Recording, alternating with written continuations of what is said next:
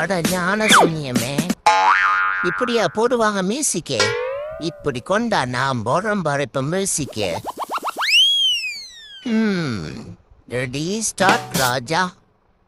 ராஜாதி ராஜேந்திர ராஜா அகுஜா தூக்காதே வேறெங்கு குஜா. எப்படி அப்படிதான் போடணும். ஓகே, இந்த உதவாக்கிற ஓனருக்கு மூளைகீழ குழம்பி போச்சா என்ன?